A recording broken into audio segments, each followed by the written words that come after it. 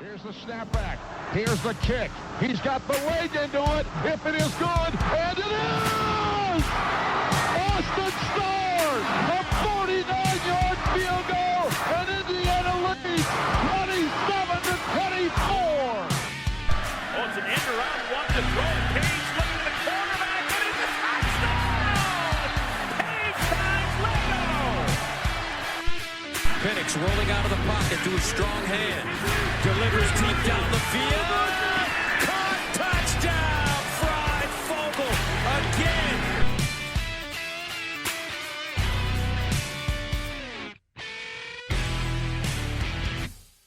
Another preview pod and another top 5 team.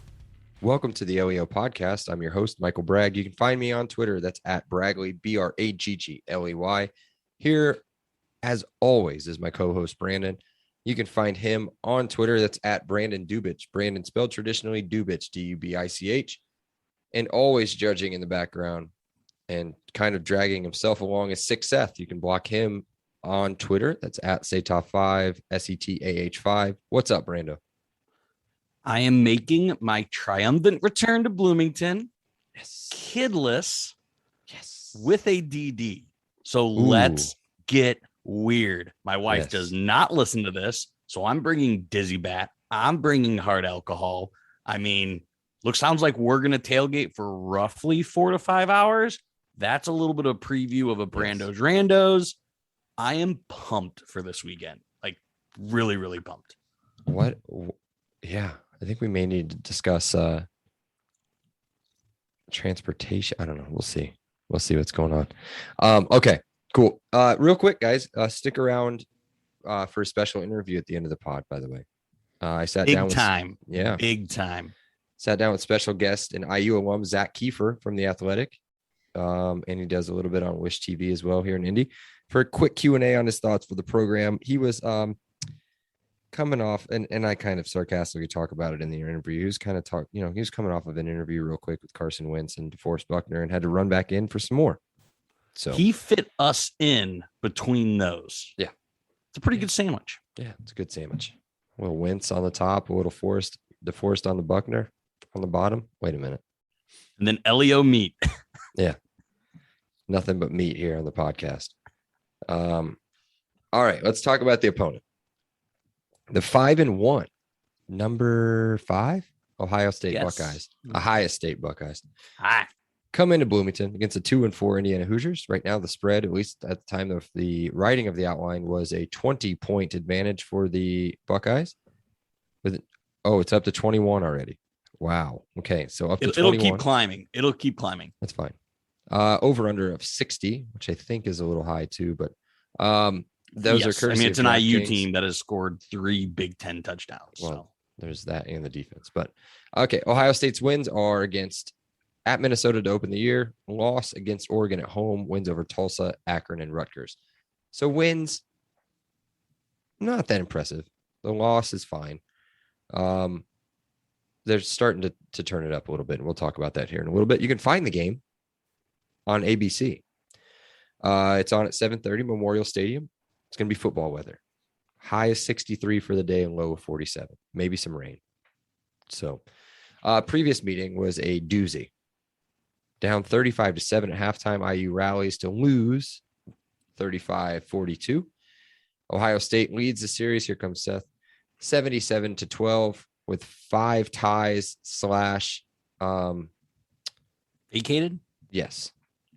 So 26 consecutive wins for the Buckeyes. Last win for the Hoosiers, 1988, which was a 41-7 drubbing with Anthony Thompson going for 190 yards and 4 touchdowns. So there's a chance we see something like that for the Hoosiers on Saturday. A very slim one, but it can happen. Anything can happen, right? And that what we're talking percentages. Another Brando's Randos with percentages too. Nice. Real quick, some news. Totally forgot about this player, but Deshaun Brown, wide receiver from Wisconsin, Mr. Football, I want to say 2019, has entered the transfer portal. I don't know. I don't want to talk too much about it, but if he hadn't seen the field yet, he's not going to see it coming up. I can't imagine. Yeah, I mean, he's a slot guy, and we lost our slot receiver, and he couldn't get on the field. The message boards were saying he tore his ACL. I don't remember that. And when a speed guy loses an ACL, that can be tough. I think that was his freshman year or last spring, one of the two. Either way, a little bit of good news. 4-star. No, we did have one other player entered the transfer who's portal. that? I didn't see that. We talked about him a lot. The Tracy brother, Larry Tracy. Larry Tracy. Yeah. Again, he's a corner. Apparently he hasn't listened to this podcast and hasn't looked at the Indy Star. I mean, look at Pierre. He waited his turn, and look what happened. Apparently, Mr. Tracy didn't want to wait his turn, and that's the world of the transfer portal. So, yeah, I'm sorry now that you just said that. I misspoke at the beginning. Real quick, let me start over. Okay. Another preview pod, another top 5 team. Welcome to the Noah Pierre podcast. There you go. That's better. Now we can go into the good news. Now we get into the good stuff. Okay. So 4-star defensive lineman Dominic Jones, top 24/7 player from IMG, has scheduled an official visit with IU for the Rutgers weekend. He has 2 other scheduled official visits with Ohio State and South Carolina. Offers from, I don't know, like Texas A&M, Alabama, and pretty much if you name a major school, they've offered, except for Purdue. So Purdue didn't want him. I guess, yeah, just like they didn't want Donovan McCulley. Yeah, they're good in those positions. You know what? I was looking up stats, individual stats. I will give them a little bit. I think Aiden O'Connell is like top 20 in passing percentage in the country or something like that. I don't know. Stop stealing all the randos. Oh, sorry. Presser highlights, we covered all of it on the last pod pretty much. But there was one part Nick Sheridan talks about scoring 1 touchdown in Big Ten play. Here's the quote. I'll try to get through it this time without Brandon having to take over. Number 1, our quarterbacks have turned the ball over too much, period.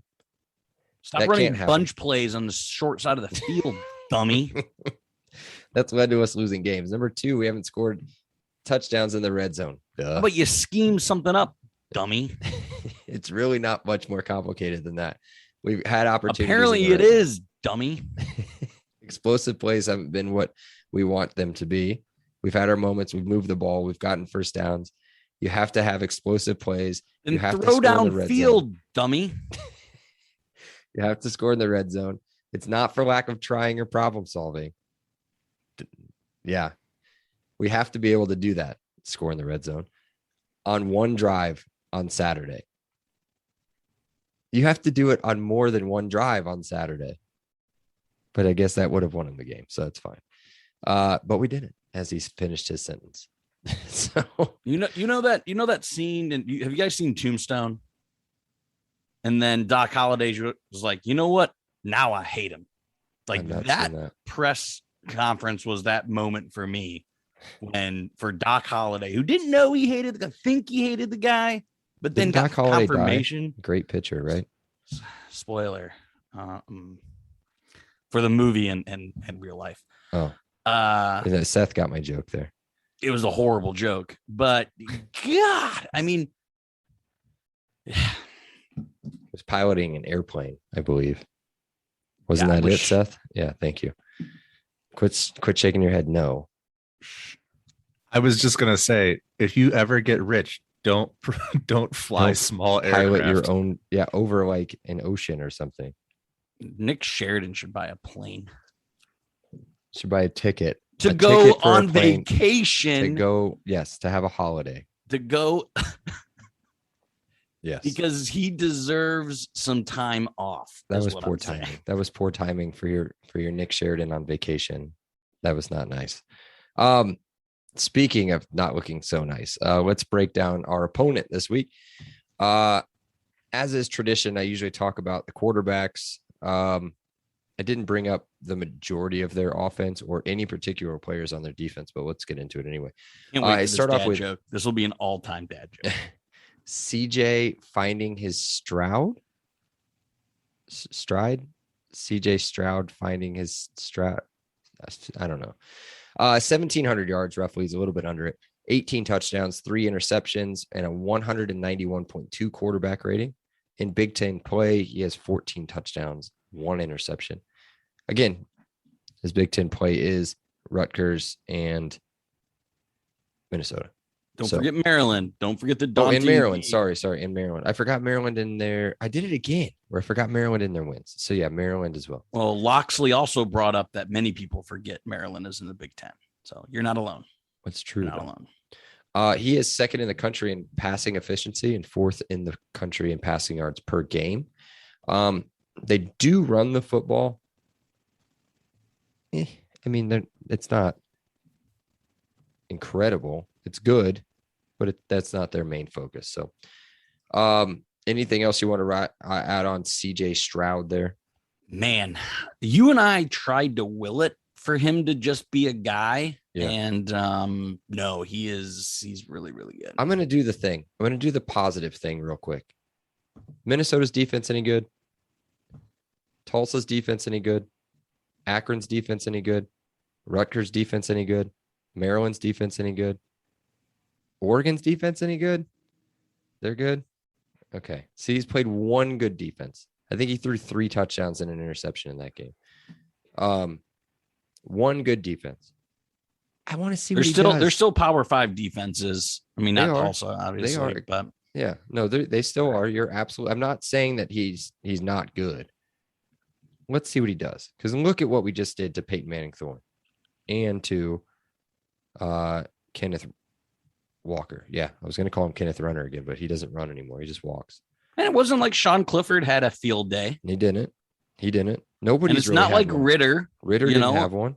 No, Ritter didn't have one. No, nobody's had a big game except for Bailey Zappi. But that's because he would throw 2-yard screens that would go 9 yards every time. And then run another play. And then he just ran 2 more plays. So by the way, guys, calling for their offensive coordinator. I don't know about that on the Twitters. We'll talk about it some other time. Let's talk about Ohio State's wide receivers. It was a 2-headed monster. I'd call it a 3-headed monster now, right? Wilson and Olave both gone, both probably first-round draft picks next year. And then a guy that you may remember from last year, he was a true freshman last year, Smith Njigba. Is that right? Njigba? Enigba? I don't know. Enigba. Yeah, actually, you said that. Yeah, I mean, it's a Hydra, man. I mean, they are all guys that will be playing on Sundays. I don't know if Wilson and Olave definitely are first round picks. Yeah. I think one of them is in like the top 5 or something like that in mock drafts right now. So pretty impressive. Both, I would say that, they didn't really, last year they weren't great, but both of them went over 100, if I remember right. All 3 of them currently over 400 yards and at least 3 touchdowns, with Olave with 7 and Wilson with 6. And I always do this on defense, so I might as well reference our offense. For reference, IU has nobody over 350 yards receiving. Garrett Wilson is the highest ranked one. Yeah. Ty Freifogel, 337 yards, and nobody has over 1 touchdown receiving. So they also average 16.9 yards per completion. That's all the way across the board, not just for those 3. That's every reception. For reference, IU averages 10.5. So, which is horrible. Yeah, and for reference, Western Kentucky probably averages 2. So it's all about yak in that offense. That's right. I do kind of want to look that up. Do you have anything else you want to add on them real quick? Or on the running backs, or on anything at all? I mean, again, we'll get into it when on things we're looking for, but I think they're the hottest offensive team in the country. Their last 3 weekends, they've put up 66, 52, and 59. I mean, that's absurd no matter who you're playing. And their starters weren't playing for the whole game. So, that's likely 3.5 quarters of play. Again, this defense has been the highlight of the year so far. They'll get their biggest challenge of the year coming up. Yeah. For reference, that puts IU at 115th in the country. Purdue 109. So we're not too far behind Purdue and Iowa. Iowa 101. I'm just looking for Western Kentucky just because that kind of sparked a little bit of interest. I don't see them. They must be pretty decent. I wouldn't expect them to be very high. Well, I guess it's not where the ball's caught, so it's a little bit different. I guess they are in the top 50. Yeah, 49. There you go. 12.91 yards per reception. So back to the topic. Nothing else I want to add on their offense. Seth, do you have anything you want to add on? I have not watched any of them. None of it. A little bit of the Oregon game. Trying to think if I watched anything else. I feel like one of us in here watched some of the Maryland game, but that was, I don't know. Yeah, I took Ohio State at 31.5, and it was like the safest bet. Like Yeah, I think it's like Seth over hammered at that halftime. too. Yeah. It was at 31.5 midway. It was over the spread before halftime. There you go. It was like 35-3, I think, at halftime or something like that. It was it's insane. Here's a little bit of positivity, and then I'm going to shoot everybody in the head. Defensive rankings. They are 103rd in the country in passing yards allowed at 256. Which we Again, knew that when we did our We did. preview, we talked about, inexperience was their because they weakness. don't, because everybody that plays for them eventually goes to the NFL. And so then they have to fill in freshmen at some point. So IU, for reference, is 49th in the country. They are 88th in the country in third down defense efficiency. So 41% of the time they give up first downs. Again, for reference, because we're such a bad team, guys, IU gives up 18, or they are 18th in the country at, I think, under 30%. This is the part that kind of stinks and is super scary for Saturday. They are first in the country in defensive touchdowns with 4 interception returns for a touchdown, 9 total interceptions, if I remember right, and 1 fumble recovery touchdown. All Hawks and athletes. Yeah. So you got to protect the football, man. You just got to protect the football. You protect the football. Look at did Purdue turn the ball over, Seth? No turnovers against Iowa. Well, I mean, Nick Sheridan said our quarterbacks turn the ball over too much. So,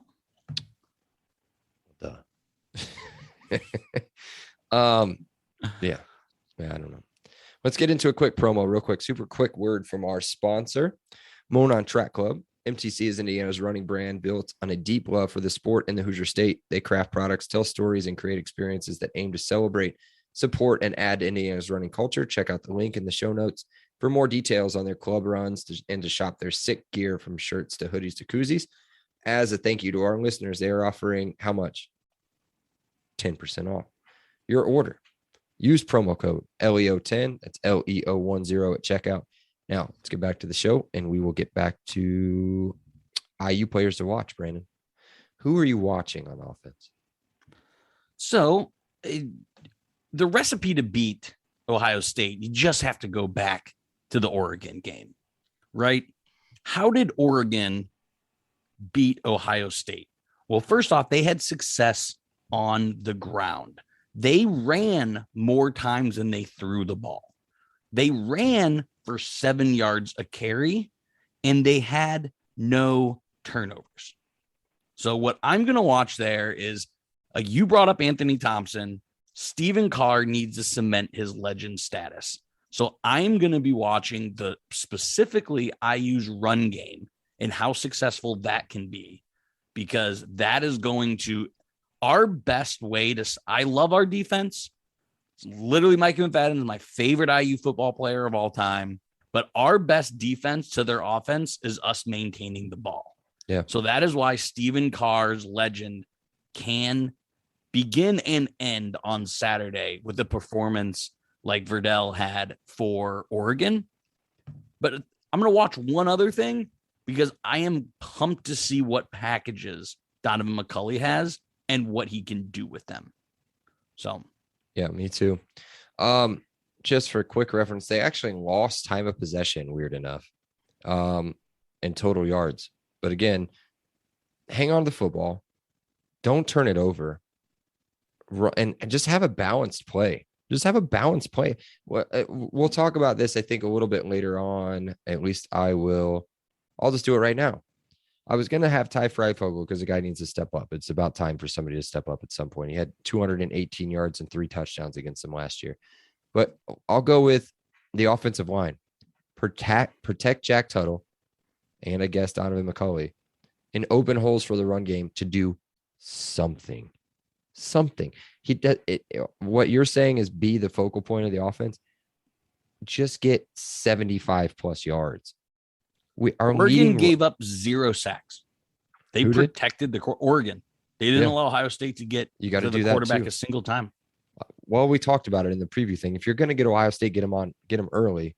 We're getting them thankful. Maybe it's thankful right after a bye week.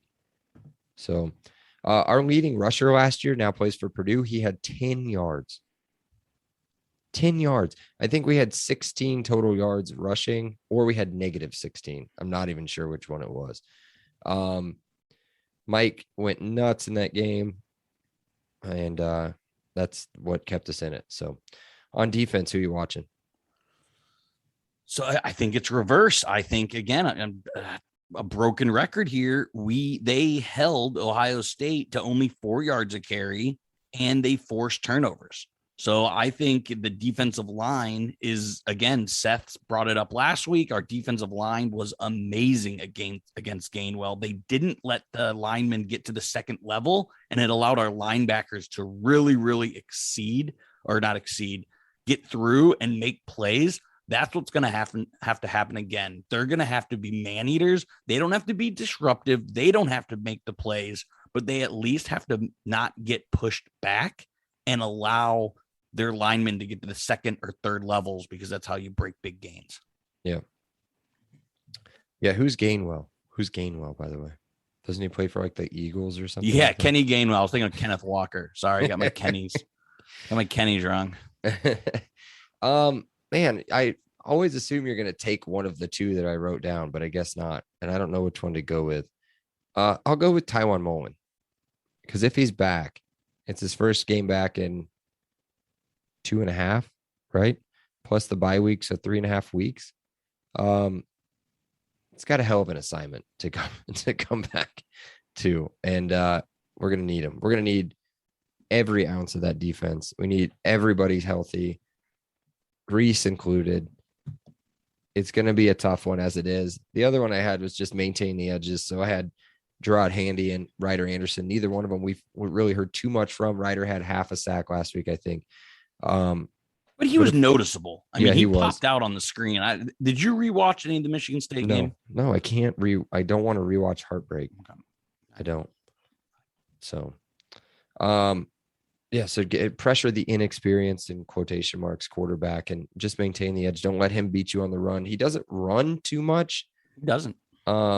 Which is kind of reassuring, but I don't believe it. Against Oregon, he had -3 yards rushing, and I don't know what he's got on the season. I will look that up. Who are you watching on special teams? Cop out answer. I have no one. Oregon kicked 0 field goals, and Sheridan brought it up. We need to score. Like, I love Chucky.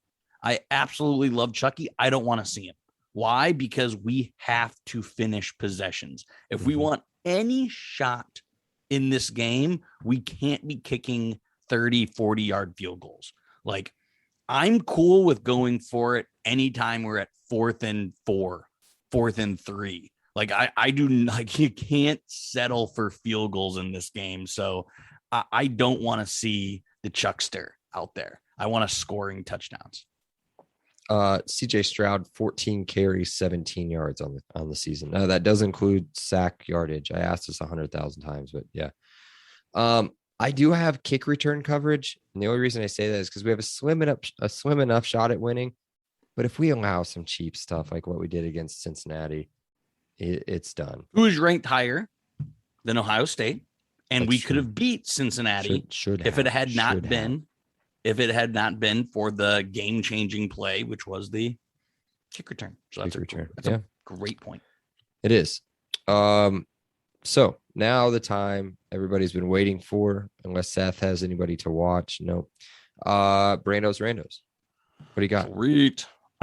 So we've already kind of sprinkled in a lot of these.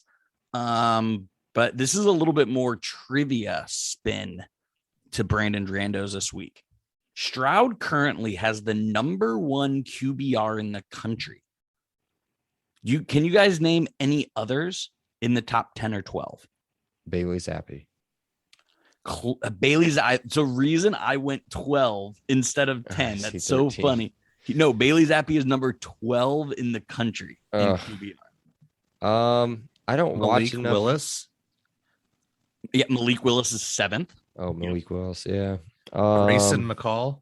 Grayson McCall is 6th. Good job, Seth. Grayson McCall. Coastal Carolina. All these guys are okay. notable names. Like there isn't like Bryce. Bryce Young is 5th. Yep. Come on, it's my guy. Carson Strong. Nevada. He's not on there. Your He's guy. not on there. Who's your guy? Come on. Okay, Corral, baby. He's my number goodness. 4. Number 4 in the country. And then another notable is Pitt. It's quarterback Kenny Pickett, who is shooting up Heisman rank. So, but CJ Stroud, who we kind of said is like, gotta pick on that weak link. He has the number 1 QBR in the entire country. Virginia's quarterback in there? Virginia's quarterback is not in there. Not There in are there. 3 other quarterbacks from the Big Ten in the top 12. Who are they? Clifford. Clifford is number 9. Yes. What? Talia. Nope. No, God, no. I thought maybe boosted off playing nobody early. No. Both are very surprising. I won't Peyton draw this Thorne? out much longer than no. I would have thought that's a great guess. Peyton Thorne's 22. We had Aiden O'Connell. That's what I was going to say was AOC. Yeah. And then Adrian Martinez, 11th. Wow. So a lot of Big Ten flair to the overall QBR. Let's stick with that. Can you name the bottom 3 quarterbacks in the Big Ten? Michael Penix. Not in the bottom 3. Really? Well, then He's in the bottom 4. Tua's brother. Tua's brother is not. Tua is smack dab in the middle at Illinois' 7. quarterback. Northwestern. Illinois' quarterback is 11. Northwestern's quarterback is the 2nd worst. Yes. It's 2 of our guys that we pick on often. Oh, well, we pick on a lot of people. Petrus and Morgan. Vedral is 13th. Graham Mertz, a significant last. Oh my God. Ryan Helinski at 14 is at 43.3 QBR. Graham Mertz is 10.6 points worse at 32.7. The passing efficiency number. Michael Penix is 105 out of 108 listed. Graham Mertz is 104. So in QBR, and Penix is having a terrible. This is passing efficiency. Is having a terrible year. Graham Mertz is 118th. How is he so much? I can't even imagine why he's higher. Here's what he's got. He's 80 of 144 for 893 yards, 7 interceptions, and 2 touchdowns. That's Graham Mertz. Penix is 87 of 162, 7 interceptions, 939 yards, and 4 touchdowns. So more touchdowns, more yards, same interceptions, more complete, different completion percentage. So UCF national champion quarterback Mackenzie Milton, who is now at Florida State, is the 2nd worst quarterback by QBR at a 16. That's crazy. 16. I don't have Poor QBR Florida State said NCAA.com nobody ever. DJ Ukulele is 101st from Clemson. It's gonna murder them. Okay, so moving on. Both IU and Tennessee, according to ESPN, have the same percent of chance for an upset this week at 9%. Oh, cool. That's Tennessee is going to Alabama.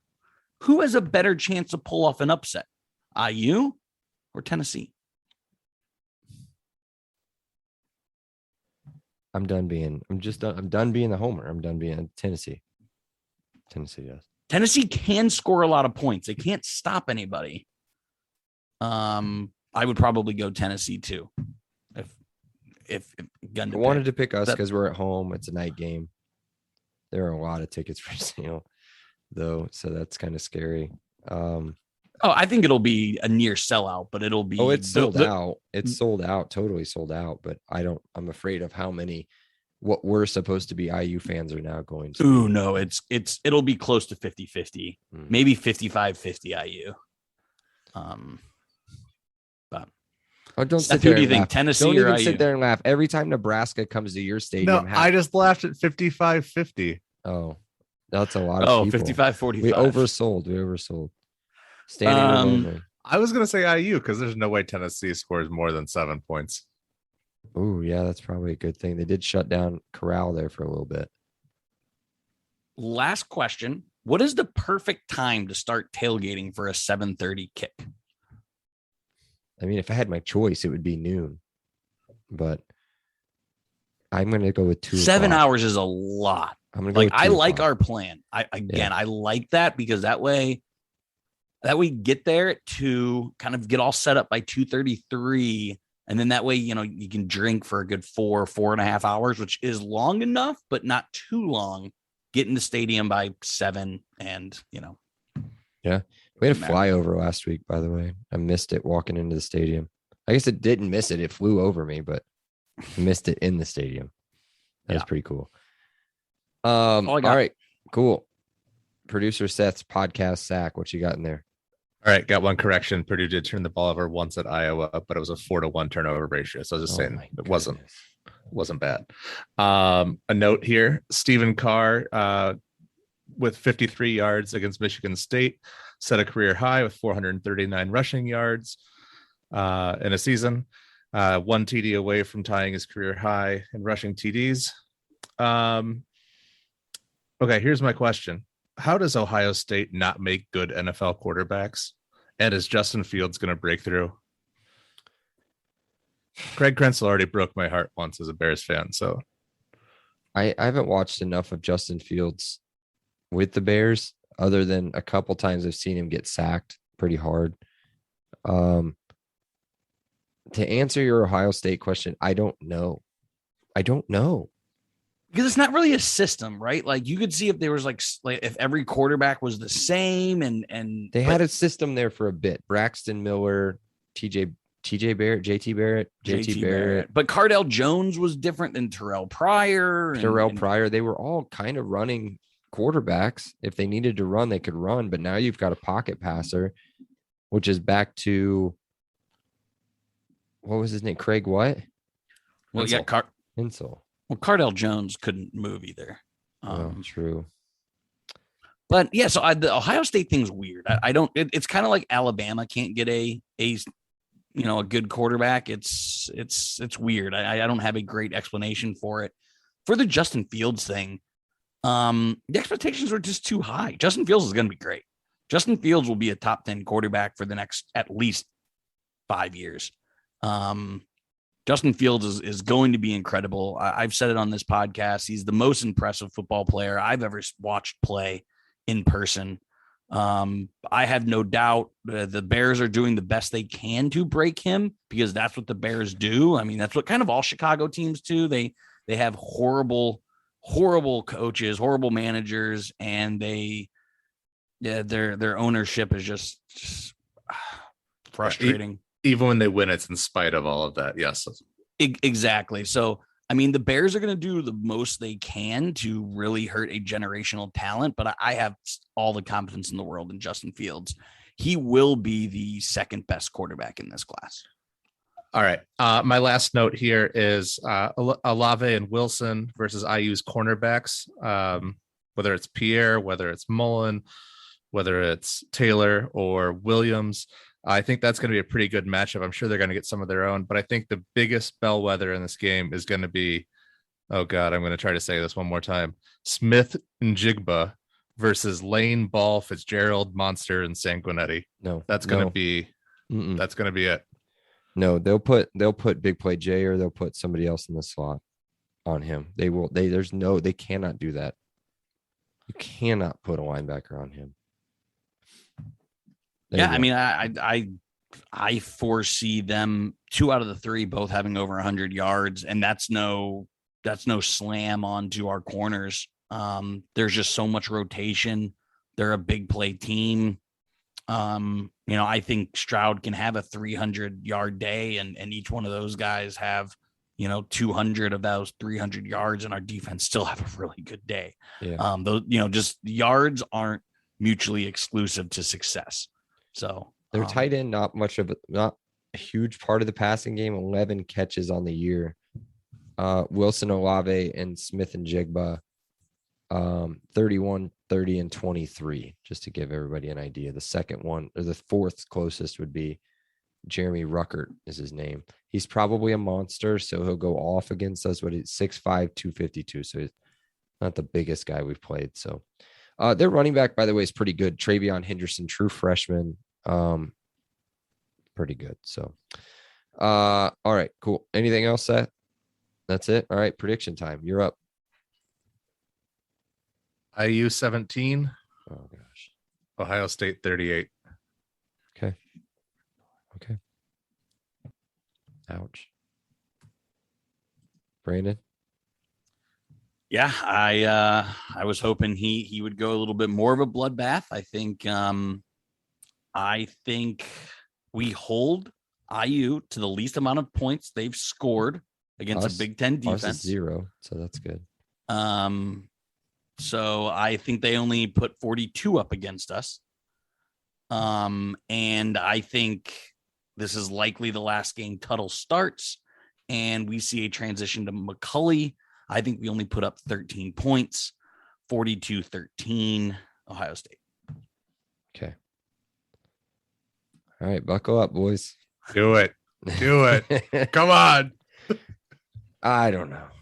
This should be a fun atmosphere. My family's coming. Big tailgate. There's nothing left. Tailgate is going to be a freaking blast. Again, I said it Yeah. again.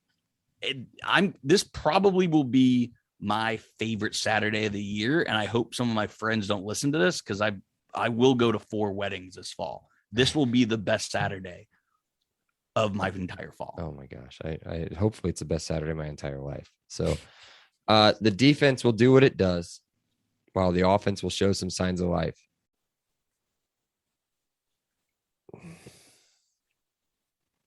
It just won't be enough. Ohio State 34, IU 21. No one way of we those, score. No way one we of the score more than touchdowns. 20 One of, points. just calm down. One of the touchdowns is either a defensive touchdown or a special teams touchdown. We will cover if that happens. We will absolutely cover if we get a non-offensive touchdown.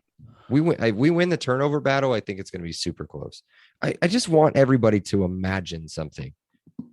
A team with Xander Diamont as a starting quarterback took probably a national championship game, Ohio State, into overtime.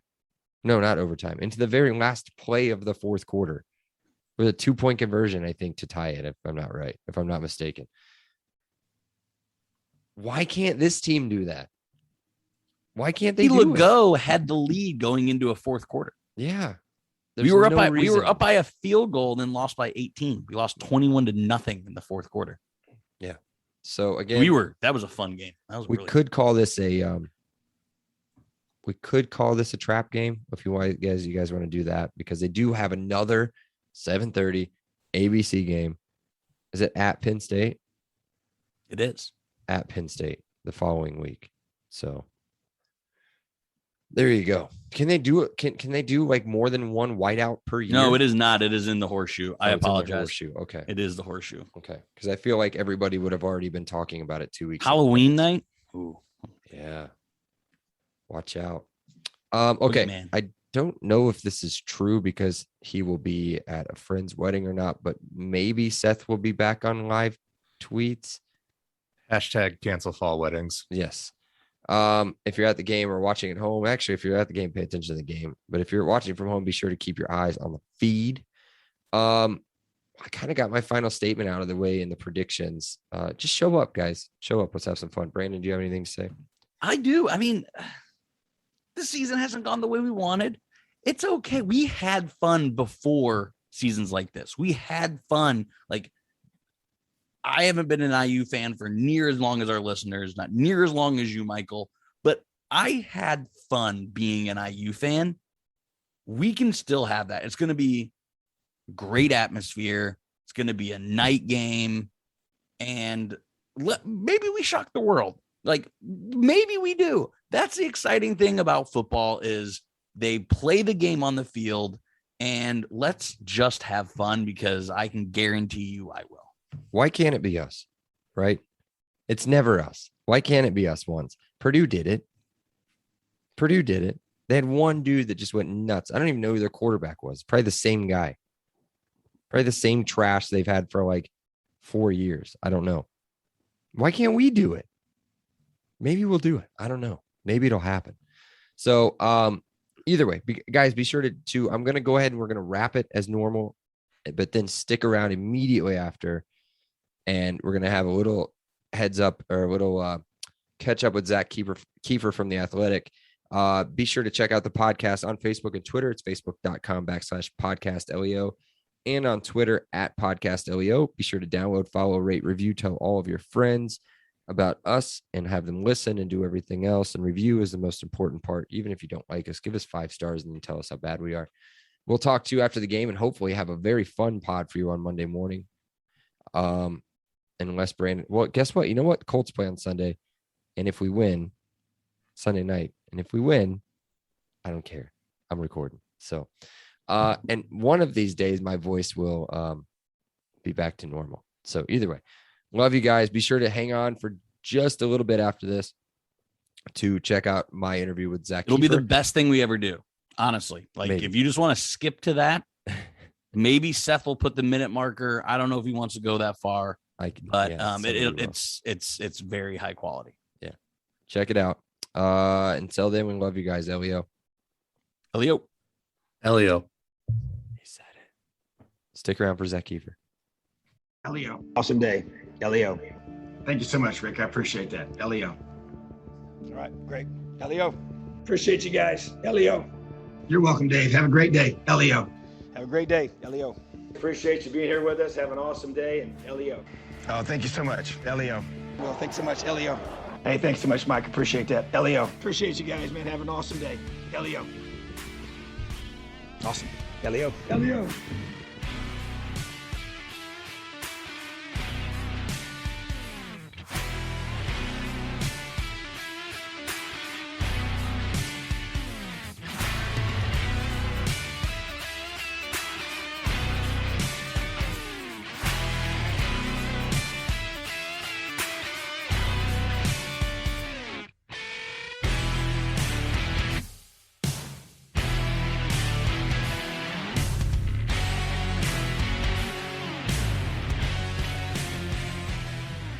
All right, welcome back to the LEO podcast. I'm here with a special guest, staple in the indie market and a proud IU alum from The Athletic.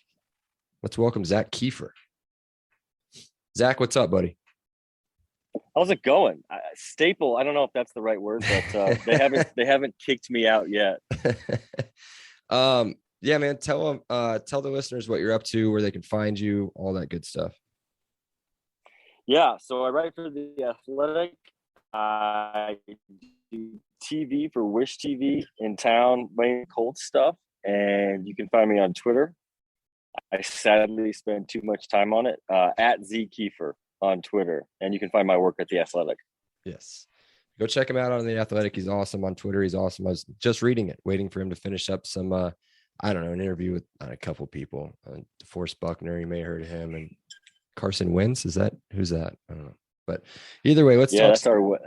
Let's go. Let's do some IU stuff. Let's get some college pigskin in here real quick. All right, man. All right. So what's going on? We're 2-4. Losses to Iowa, Cincinnati, Penn State, Michigan State. All of those teams have been ranked inside the top 10 at some point. I think they're all ranked inside the top 11 right now. Is the schedule? Is it what everybody's freaking out about? What do you think it is? Is it crazy to be encouraged, or should I just drink the old IU discouragement, right? So I don't know where you land on it, but like with the exception of maybe Iowa, you can make the case that they've been in these games. And like I've seen things to be encouraged by, like the defense last week, but like then again, you got the biggest position on the field as a huge question mark. And I'm sure you guys have touched on Penix early and Tuttle of late, but like I feel like they're better than the record says they are. But with the quarterback question, it's a huge concern. And like I don't know if that's going to get any better. That's where I'm at right now. What about you? Yeah, I'm typically the positive one on the podcast. So I'm the one that I was. It is an LEO podcast. All right. Yes. So I was at the Iowa game, and yeah, I agree with you. I don't think we really ever stood a shot there after the second quarter. Maybe I think at one point it was 21-3 and we had the ball. Then maybe if we would have scored there, then possibly. But every other time we've been, even the Penn State game, the 24-0 Penn State game doesn't feel like a 24-0 beat. Like go back to the first when they got that interception, they're within, I want to say they're within the 10-yard line, and you go for it on fourth, which I'm fine with, and you don't get it, but the game maybe changes at that point, and it just feels like they're just missing something. And I think that quarterback spot is really where it starts. Penix was just wildly inaccurate that night. Yeah, that's where it's killing us. I mean, if you have any sort of, you can't, but hypothetically, you take two of the, I don't know how many Tuttle threw two last week. I think, 2 interceptions last week. So you take 2 of the 5 interceptions away from either Michigan State and Cincinnati. I think they're sitting 4-2. I mean, both of those games. I was at the Cincinnati game, and I agree with you. Like, that game was closer than the final score said it was, and it was great to be in Bloomington for a big football Saturday. It really had the feel of a really good college football Saturday, and they brought it. I mean, they made plays. They gave them a chance to win, and I hope that's not the story of the season, is like coming close and falling short, but I'm afraid it's going to be. Yeah, that's the way it's looking right now. So, I don't know how much stuff you really see on Twitter since you're more Colts focused right now, but the fans are furious with the offensive production, and it can pretty much be narrowed down to 2 areas, which is offensive coordinator and offensive line, whether you blame the players or the coach there. The fix has got to be a new offensive coordinator, right?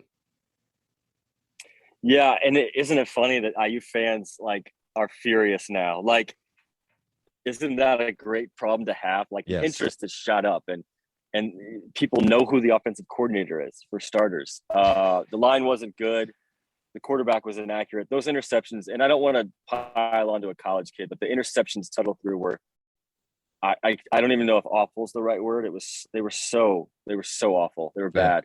The scheme isn't working right now, and you need to tailor your system to your quarterback's talents, and they haven't figured out how to do that. So over the next couple of weeks, and you've got winnable games, and you've got, it still would feel really good to beat the heck out of Purdue. Purdue just beat the heck out of Iowa. So maybe I'm dreaming here, but I'm allowed to dream because it's IU football. That's what you want to see over the last couple of weeks, the last couple of months, is you want to see them figure something out offensively. But if not, like, you need to fix this, because the defense has played well enough in certain spots to give you a chance to do a lot more than what you're doing. Yeah. The defense has definitely put the team in, as we said, as we talked about, really, I don't want to go into the targeting call on the Cincinnati game, but at the Penn State game, you limit that offense to 24 points on the road. And then the Michigan State game they limited that offense to 13 points, with 7 of those 20 points coming from that pick 6. So that's definitely, everybody knows where the problem is. It's just, how can we fix it? So, speaking of that defense, and then we'll get you out of here because I know you've got some other bigger stuff coming up. So, Micah McFadden is the obvious standout player on the entire team. So, where is he going in the draft? How do you think he'll pair with Darius Leonard, and what number do you think he'll play for the Colts?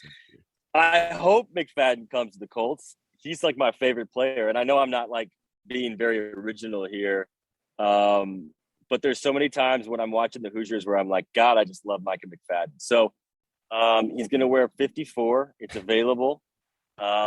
Now he's gonna have to add some speed to play with the Colts defense because they like to play fast. But then again, they haven't played great this year, so maybe they'll make an amends for that. But I love seeing the Hoosiers make it in the NFL. I follow them. I'm old enough to have covered, I covered like James Hardy and Kellen Lewis and that team that went to the Insight Bowl in 2007. And I was on the field when they made that kick to beat Purdue. And that was like one of the coolest moments in IU football, at least in the last 20 years until last season. So McFadden's been awesome, like really the heartbeat of that defense. And the shame of it is I felt terrible for him Saturday afternoon because they just kept making plays. They kept making it hard for Michigan State, and they just got nothing on offense to back it up. So we'll be following him for sure. Yeah, definitely. Now you're thinking definitely drafted. Any idea where he goes? Just non-sarcastically, do you think that's he's not a day one guy unless he completely tears the rest of the season up, but you're thinking 2 or 3 here? It's so hard for me to transition to the draft. First pick in the second round for sure. There you go. Done. They're going to have to look at the measurables, and that's such a big part of it. How he tests the combine, what can he do? Yeah. What system can he fit in? But they put a lot into intangibles, not just the Colts, but everyone. And I hate to use that word, but he's a guy that I feel is going to do really well in that area. Yeah. So I think he's going to tear that up. We get to enjoy him for the rest of this season. Yes, that's the key word, is just enjoy it. So, all right, Zach, I know we need to wrap it up, get you back to important things. I see you're outside the facility now, so get back in there and do your work. But before we go, real quick, it can even be a bad one. We need a prediction for Saturday. Don't do this to me. Because I would give my left arm for an upset just because of who it is. I think the Hoosiers continue to play well, at least on defense. I really believe they can frustrate the Buckeyes, but I want to find hope in the offense, but I can't. So 2 touchdowns at least. Yeah. Okay. All right. I've watched this team long enough not to be that reckless with my predictions. Unlike me. So who is I can't think of the phrase right now, a hopeless fan. We'll just go with that. So this is the first L that I think I'm going to pick on the prediction. So if you're an IU football fan, you have to be a hopeless, you have to be used to it. So I applaud you for your optimism that it hasn't been shaken. No. All right, man. I really appreciate you joining us, and we'll have you on again if we get some time. I know today was a little crunched, so we'd love to get you on like one of the big pods and let Brandon get into you a little bit. He's a big Steelers guy, and he's just the worst. So sounds good. I'd love to meet him. All right, man. I really appreciate it. Thanks again. Where can they find you real quick? One more time. Just @ Kiefer on Twitter. All right. And check out The Athletic as well. And that's it, man. Appreciate you coming on. Leo. Thanks, man. That was a lot of fun. Yep.